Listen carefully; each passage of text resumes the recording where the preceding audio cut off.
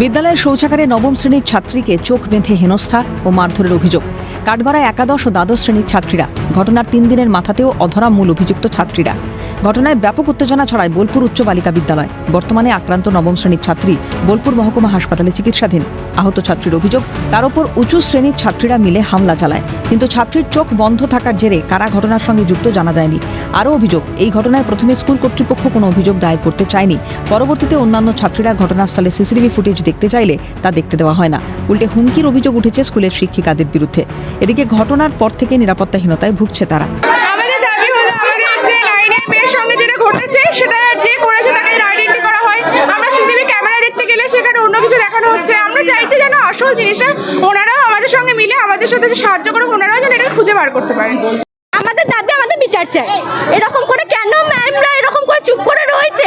এটা যদি আজকে ওনার মেয়ের সাথে হতো, উনিও কি চুপ করে থাকতে পারতো? এটা নিয়ে এত করে সিআইডি পুলিশকে সব হয়ে যেত। ওর বেলায় পুলিশ কেস কেন ম্যামরা করলো না? একটা গার্জেন পুলিশ কেস করলো, এগুলো কেন হবে? ওই জন্য আমাদের বিচার চাই।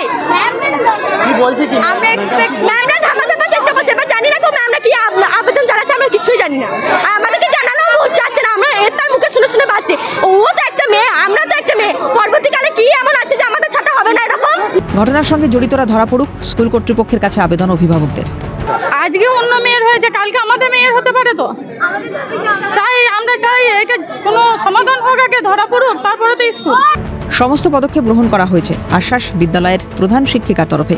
এরই পাশাপাশি আগামী দিনে অভিভাবকদের সঙ্গে বৈঠক করা হবে বলে জানানো হয়েছে। এখানে ডিআই অফিস থেকে যে সমস্ত আমাদের কোয়ারিগুলো জানতে চেয়েছিলেন, যে একটা আমাদেরকে ইনফরমেশন মানে তদন্ত কমিটি করতে হবে, হ্যাঁ, সেই তদন্ত কমিটি যে রিপোর্ট দেবে সেই রিপোর্টের সুপারিশ অনুসারে এমসি মিটিং ডাকতে হবে। এমসি মিটিং ডাকার পর 15 দিনের মাথায়, ওখানে ডিআই অফিসই বলেছেন 15 দিনের মাথায় আপনাদেরকে অভিভাবকদের একটা মিটিং ডাকতে হবে। তার সেই অনুযায়ী প্রতিটা পদক্ষেপে কিন্তু স্কুল চলছে। আপনারা অভিভাবকদেরকে নিয়ে তাহলে একটা মিটিং করছেন? করবো, অবশ্যই করবো। আজকে আমাদের স্টাফ কাউন্সিলের মিটিং আছে একটা, হ্যাঁ, প্রত্যেকটা ধাপে ধাপে।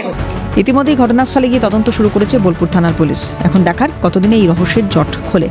বীরভূম থেকে অমরনাথ দত্তের রিপোর্ট, ক্যালকাটা নিউজ।